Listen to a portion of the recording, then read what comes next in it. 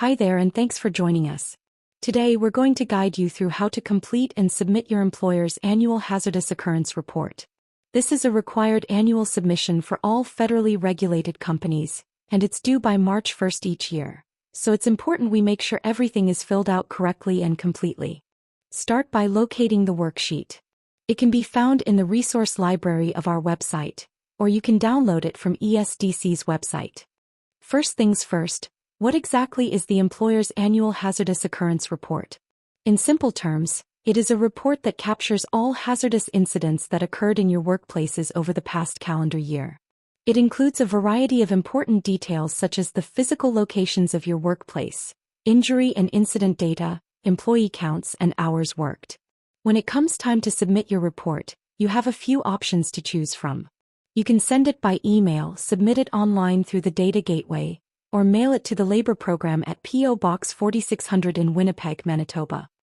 Now let's walk through how you would actually fill out this form using an example company, ABC Transport Ltd. We'll begin with the reporting year. In this case, let's say it's 2024. From there, you'll need to provide some basic organization details. For example, ABC Transport Ltd. would list their legal name. If the organization has reported previously, they'll already have an organization ID. If not, they can leave that field blank or contact the Labor Program for assistance. Organization common name. If different from the legal name, enter it. Otherwise, leave blank. Business number, 9-digit number from the Canada Revenue Agency, and mailing address. 123 Cherry Blossom Drive, Langley, British Columbia. For this example, let's say your main contact is John Smith, and you can reach him at info@abctransport.com or by phone at 604-111-2222.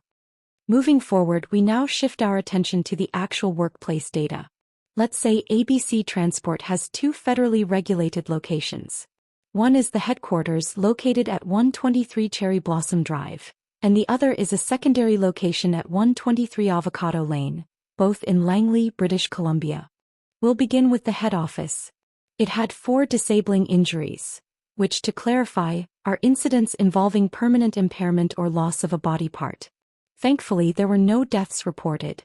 There were also 8 minor injuries, which means medical attention was required, but the injuries didn't lead to any lost time or permanent damage. There were no other types of hazardous occurrences to report. In terms of employment data, the site had 100 employees total and 15 office employees, with each employee working a standard 8-hour day across 260 workdays. That gives us a total of 208,000 hours worked. And since this location is still operational, we'll indicate that with a yes. Now let's look at the second location. This one isn't the head office. It had 1 disabling injury, no deaths, and 2 minor injuries. No other hazardous events were recorded. There were 50 employees in total and 10 office employees, with a standard full-time schedule that equals 104,000 hours worked. This location is also still in operation. As a quick tip, if you're unsure about the total number of hours worked, your payroll or HR department should be able to give you accurate figures. Once all of that is completed, we come to the final section, Attestation. This is simply a declaration that the information provided is accurate. For our example, John Smith, the safety manager, would enter his name. Before you send everything off, it's a good idea to double-check your entries. Cross-reference them with other internal reports or documentation to make sure there are no discrepancies. And of course, if you have any questions at all or want someone to review the form with you, feel free to reach us at our email info@safetydriven.ca. You're now ready to submit your employer's annual hazardous occurrence report with confidence.